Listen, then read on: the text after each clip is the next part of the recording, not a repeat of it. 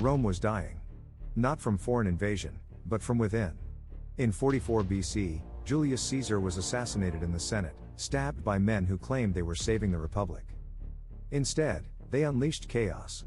Power collapsed into the streets, loyalties fractured, and Rome became a battlefield of ambition. Into this storm stepped an unlikely figure, a sickly, relatively unknown 18-year-old named Octavian. He had no army, no political experience, and no obvious path to power. But Caesar had left behind one final, explosive surprise.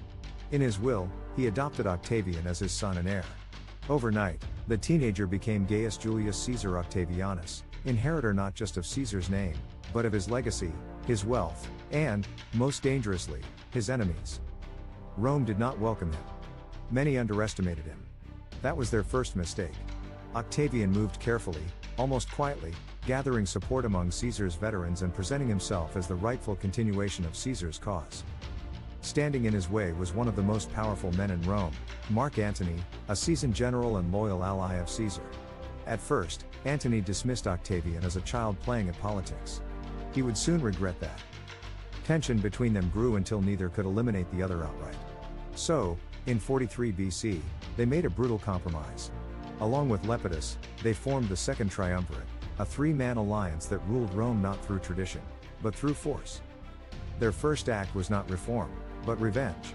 They initiated proscription, death lists, where political enemies were hunted down and executed. Even the great orator Cicero was killed. Rome, once governed by laws, was now ruled by fear.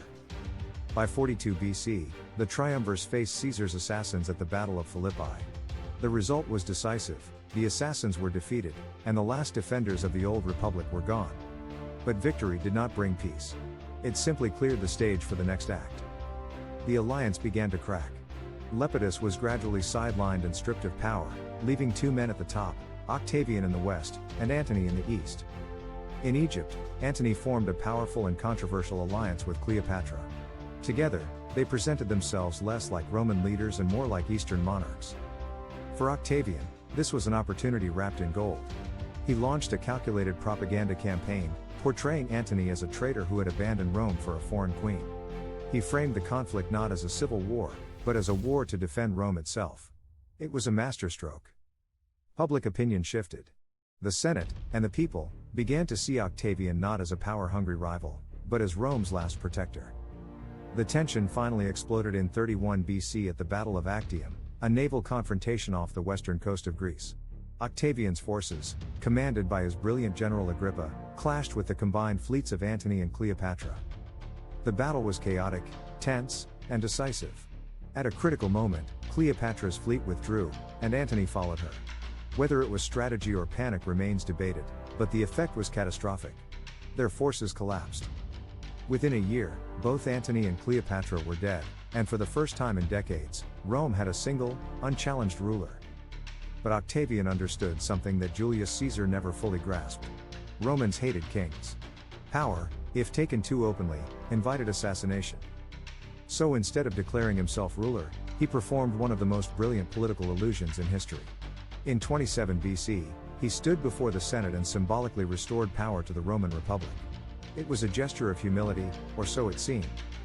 In response, the Senate granted him extraordinary powers anyway, along with a new title, Augustus, meaning the revered one. It sounded less like a king, more like something almost divine. Behind the scenes, nothing was truly given up. Augustus retained control of the army, the provinces, and the state's finances. He held ultimate authority, but wrapped it in the language and appearance of tradition. Rome still had a Senate. It still had elections. But the real decisions flowed from one man. The Republic had not been overthrown in a single dramatic moment. It had been quietly reshaped, almost invisibly, into something new, an empire. Under Augustus, Rome changed. After decades of civil war, stability returned. He reformed the military, ensuring soldiers were loyal to the state rather than individual generals. He built roads that stretched across continents, temples that reinforced Roman identity, and monuments that told a carefully curated story of Rome's greatness, and his role in it. "I found Rome a city of brick," Augustus later claimed, and left it a city of marble. It was more than architecture. It was transformation. This era became known as the Pax Romana, the Roman peace, a period of relative stability and prosperity that would last for over 2 centuries.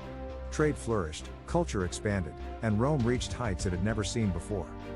Augustus ruled until 14 AD, longer than any Roman leader before him. By the time of his death, the system he created was firmly in place. Future emperors would inherit not just power, but a blueprint. He never called himself king. He never claimed to end the republic.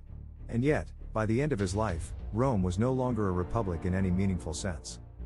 It had become an empire, shaped not by force alone, but by patience, strategy, and illusion. And at the center of it all stood Augustus, the man who didn't just seize power, but redefined what power could look like. Thank you for watching my video about how Augustus turned Rome from republic into empire. If you enjoyed this journey through history, please give me a thumb up and consider subscribing to my channel for more historical input. Take care and see you in my next video.